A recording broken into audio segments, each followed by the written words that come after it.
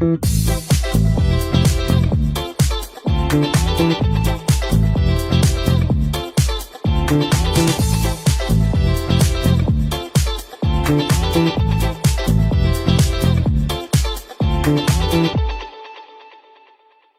সাথে তাল মিলিয়ে আমি অনুশ্রী হাজির আপনাদের প্রিয় অনুষ্ঠান খেলা আর খেলা নিয়ে।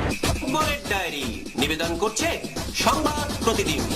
রাতারাতি অলিম্পিক ফুটবলের সূচিতে বদল করা হয়েছে। আগামী 2028 লস অ্যাঞ্জেলেস অলিম্পিকে পুরুষ ও মহিলাদের ফুটবল সূচিতে বদল এনেছে আন্তর্জাতিক অলিম্পিক কমিটি।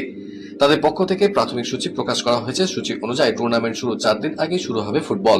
যুক্তরাষ্ট্রের মোট 7টি শহরে খেলা হবে। এদিন আইওসি কর্তারা জানিয়েছেন, ফুটবল ইভেন্ট আগে শুরু হওয়ায় খেলোয়াড়দের গ্রুপ এবং শেষ 8 ম্যাচের আগে 2 দিনের প্রয়োজনীয় বিশ্রাম পাওয়া যাবে। শুধু তাই নয়, অলিম্পিক কমিটির মতে এর ফলে যাতায়াতের ক্ষেত্রে অনেকটা সুবিধা পাবে দলগুলো। সূচি অনুযায়ী আগামী 2028 সালের 14 জুলাই অলিম্পিকের উদ্বোধন হবে। এদিকে নতুন সূচিতে ফুটবল ইভেন্ট শুরু হবে 10 জুলাই। পুরুষ ও মহিলাদের বিভাগে গ্রুপ পর্ব এবং কোয়ার্টার ফাইনালের ম্যাচ হবে নিউ ইয়র্ক, কলম্বাস, নাসভিল ও সেন্ট লুইসে। যদিও নকআউট পর্বের বাকি ম্যাচগুলো ক্যালিফোর্নিয়ায় অনুষ্ঠিত হবে। পুরুষ এবং মহিলা দুটি বিভাগের ফাইনাল ম্যাচটি অনুষ্ঠিত হবে যুক্তরাষ্ট্রের ঐতিহাসিক রোজ বোল স্টেডিয়ামে।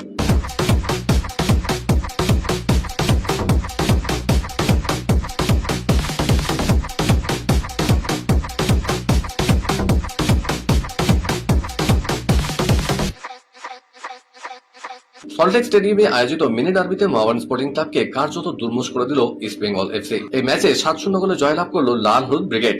এই ম্যাচে জোড়া গোল করলেন আনোয়ার আলী এবং ইউসেফ এজাজারি।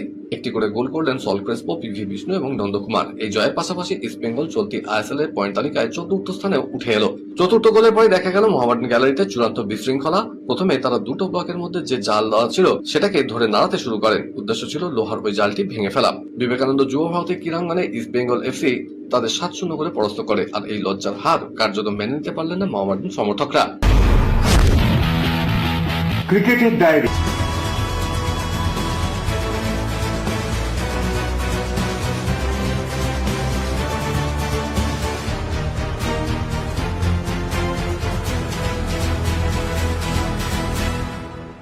এই মুহূর্তে ভারতবর্ষের সবচেয়ে আকর্ষণীয় জনপ্রিয় ক্রিকেট প্রতিযোগিতা আইপিএল, যা বিশ্ব ক্রিকেটে যথেষ্ট ঈর্ষণীয়। মাঠে লড়াই শুরু হতে এখনো কয়েকদিন দেরি, তবে তার আগেই নিজেদের অন্দরে বদলে হাওয়া নিয়ে মেতে উঠেছে কলকাতা নাইট রাইডার্স। 2026 আইপিএল মরশুমের রণকৌশল সাজানোর প্রাক্কালে শহরের প্রিয় দল উন্মোচন করলো তাদের নতুন জার্সি।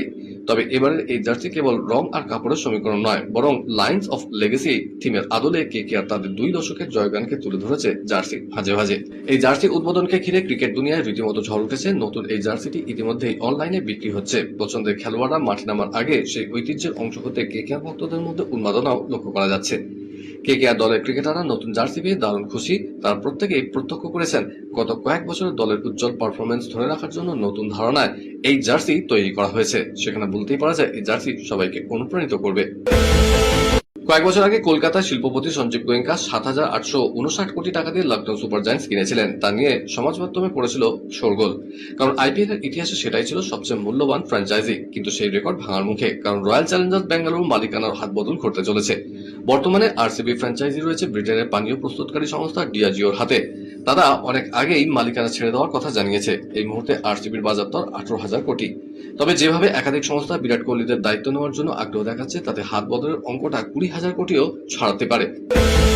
চলতি বছর এই মহিলাদের টি-20 বিশ্বকাপ খেলতে নামবে ভারত, তার প্রস্তুতি চলছে। এপ্রিল মাসে দক্ষিণ আফ্রিকার মাটিতে 5টি টি-20 ম্যাচের সিরিজ খেলবে ভারত। সেই সিরিজের দল ঘোষণা করে দিল ভারতীয় ক্রিকেট বোর্ড। আগে অস্ট্রেলিয়ার মাটিতে টি-20 সিরিজ খেলেছেন হরমনপ্রীত কৌর। অস্ট্রেলিয়া সিরিজে খেলা 4 ক্রিকেটার হার্লিন দেওল, জি কমলেনি, স্নেহা রানা এবং বৈষ্ণবী শর্মাকে দক্ষিণ আফ্রিকা সিরিজে নেওয়া হয়নি। বদলে জায়গা পেয়েছেন উমা ছেত্রী, কাশবি গৌতম এবং অনুষ্কা শর্মা।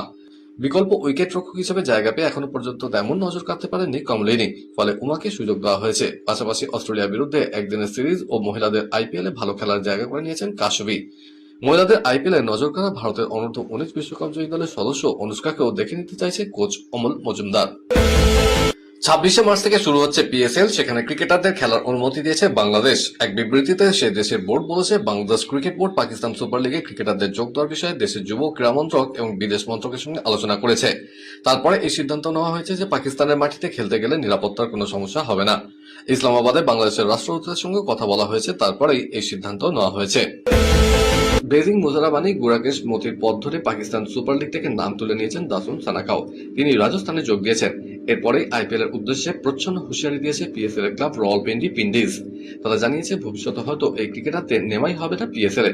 তারা জানিয়েছে যে সমস্ত ক্রিকেটাররা পিএসএল থেকে আইপিএল এ যাচ্ছে তাদের একটা বিষয় মনে রাখা দরকার, আইপিএল যখন ওদের সুযোগ দেয়নি তখন পিএসএল দিয়েছিল। পরের বছর আইপিএল দল ওদের নাও নিতে পারে। ক্রিকেটারদের আগে পিএসএল ব্র্যান্ড হিসেবে তৈরি হয়েছে এবং ব্র্যান্ডই থেকে যাবে। আইসিসি টুর্নামেন্টের ইতিহাসের সবচেয়ে চর্চিত ঘটনার মধ্যে একটি হলো বাংলাদেশের সদ্য সমাপ্ত টি-20 বিশ্বকাপ বয়কট করা। মুস্তাফিজুর রহমানকে আইপিএল অংশ নিতে না দেওয়ার এই সিদ্ধান্ত নিয়েছিল বাংলাদেশ ক্রিকেট বোর্ড। তলানিতে থেকেছিল ভারত বাংলাদেশ সম্পর্ক, তবে পড়শি দেশে রাজনৈতিক পট পরিবর্তনের পরেই পাল্টে গিয়েছে ছবি। ভারতের সঙ্গে আর সংঘাত নয়, বরং বন্ধুত্বপূর্ণ সম্পর্ক বজায় রাখতে চায় বাংলাদেশ, তেমন ইঙ্গিত দিয়েছেন নতুন যুব ও ক্রীড়া প্রতিমন্ত্রী আমিনুল হক। বিসিসিআই মুস্তাফিজুর রহমানকে আইপিএল অংশ নিতে দেয়নি, সেটা প্রতিবাদ অনির্দিষ্টকালের জন্য বাংলাদেশে আইপিএল সম্প্রচার বন্ধ করা হয়েছিল, কিন্তু সেই সিদ্ধান্ত নিয়েছিলেন অন্তর্বর্তীকালীন সরকারের প্রধান মোহাম্মদ ইউনুস। তবে পরিবর্তিত রাজনৈতিক পরিস্থিতিতে এই বিষয়টাও পাল্টাতে পারে, এমন ইঙ্গিত দিয়েছেন বর্তমান যুব ও ক্রীড়া প্রতিমন্ত্রী আমিনুল হক। খেলার খবর আরো আছে, কিন্তু তার আগে নিয়ে নিতেই হচ্ছে ছোট্ট একটা ব্রেক। দেখতে থাকুন।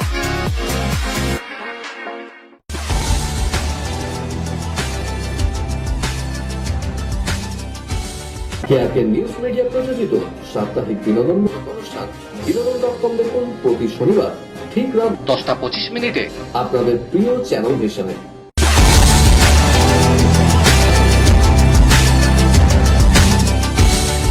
ব্রেকের পর আবার ফিরে এলাম আপনাদের প্রিয় খেলা আর খেলা নিয়ে। বিদেশের ডায়েরি।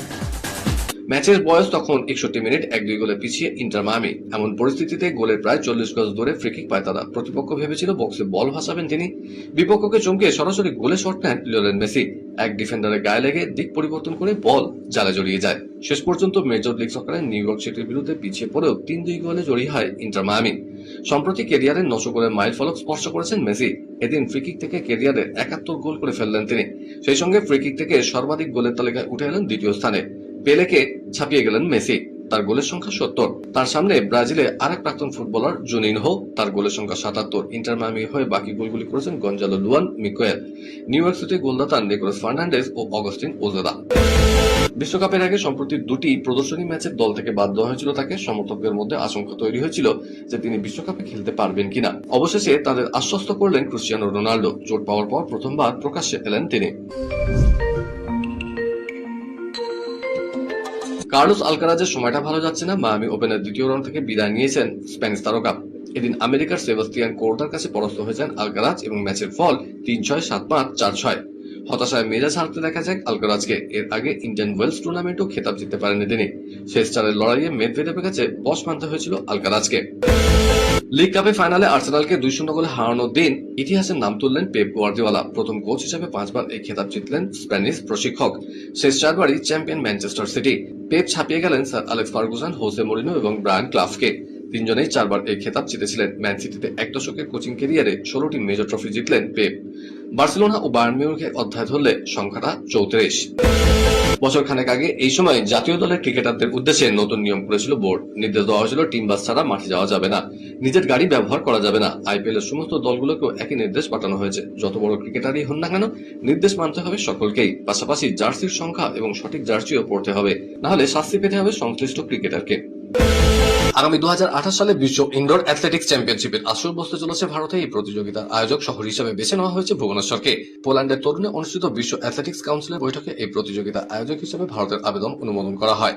চলতি বছরের শুরুতেই বিশ্ব ইনডোর চ্যাম্পিয়নশিপ আয়োজনের জন্য আবেদন জানিয়েছিল ভারত। তাদের সেই আবেদনের ভিত্তিতেই বিশ্ব অ্যাথলেটিক্স কমিটির 2 সদস্যের একটি দল জানুয়ারি মাসে ভুবনেশ্বরের কলিঙ্গ স্টেডিয়ামে ইনডোর কমপ্লেক্স পরিদর্শন করে যান। তারপরেই ভারতকে বিশ্ব ইনডোর অ্যাথলেটিক্স চ্যাম্পিয়নশিপ আয়োজনের অনুমোদন দেওয়া হয়। সানরাইজার্স দ্য 100 প্রতিযোগিতায় পাকিস্তানের স্পিনার আবরার আহমেদকে কেনায় ক্ষুব্ধ তিনি। রাগ ঠাট্টা করে প্রকাশ্যে জানিয়ে দিয়েছেন ওই টাকায় বন্দুক কিনে তাতে ভারতীয়দের মারা হবে। অথচ গত বছর এশিয়া কাপ চলাকালীন পাকিস্তান একটি অনুষ্ঠানে নিজেই হাজির হয়েছিলেন সুনীল গাভাস্কার। তার জন্য এখন নিশানা করা হচ্ছে তাকে। তার জবাবও দিয়েছেন গাভাস্কার, বলেছেন আমি আইসিসি ও এশীয় ক্রিকেট কাউন্সিলের ধারাভাষ্যের দলে রয়েছি। ওরা যে অনুষ্ঠানে যেতে বলবে আমাকে যেতে হবে। আইসিসি ও এশিয়া কাউন্সিলের লভ্যাংশ প্রত্যেকটা দেশ পায়। আমি তো পাকিস্তানের কাছ থেকে টাকা নিইনি, কাউকে টাকাও দিইনি। অকারণে আমাকে নিশানা করা হচ্ছে। কলকাতার ডায়েরি। ডায়েরি। কলকাতার ফুটবল মানচিত্র এখন এক অদ্ভুত বৈপরীত্যের সামনে দাঁড়িয়ে রয়েছে। একদিকে মুখ্যমন্ত্রী নিজে উদ্যোগী হয়ে বড় কর্পোরেট ইনভেস্টরদের সঙ্গে ক্লাবের গাঁটছড়া বাঁধাতে বড় ভূমিকা নিয়ে এগিয়ে এসেছেন, কোটি কোটি টাকার বিনিয়োগ হচ্ছে, অন্যদিকে মাঠের পারফরমেন্সে শুধুই অন্ধকার। ইস্ট বেঙ্গল, মোহনবাগান সুপারজায়ান্ট, মোহামেডান স্পোর্টিং এই তিন শক্তির সাম্প্রতিক পারফরমেন্স দেখলে মনে হয় ঐতিহ্য এখন কেবল ইতিহাসের পাতায়। এইটিকের সঙ্গে মোহনবাগানের সংযুক্তিকরণে তাদের সাফল্যে কিছুটা ব্যতিক্রম চিত্র থাকলেও সেখানে আন্তর্জাতিক স্তরের অংশগ্রহণের চরম ব্যর্থতায় এফসি শাস্তির কবলে পড়তে হয়েছে। লাল হলুদ শিবিরে দীর্ঘ ট্রফি খরা এখন এক দীর্ঘস্থায়ী অভিশাপে পরিণত হয়েছে। জামশেদপুরের কাছে ঘরের মাঠে হার কোনো বিচ্ছিন্ন ঘটনা নয়। ইনভেস্টর বদলায়, কোচ বদলায়, কিন্তু বদলায় না শুধু ক্লাবের ভবিতব্য। কর্পোরেট নিয়ন্ত্রণ আর সরকারি দায়িত্ব যাতে হাতের মুঠোয়, তখন মাঠের এই দৈন্যদশা ক্ষমারও অযোগ্য। ক্লাব কর্তারা যদি নিজেদের মানসিকতা না বদলান এবং আধুনিক ফুটবলের দাবি না মানেন, তবে অচিরেই গ্যালারি শূন্য হবে। ইচ্ছে ছিল আরো খবর দেওয়ার, কিন্তু সময় বলে দিচ্ছে এই পর্যন্তই থাক।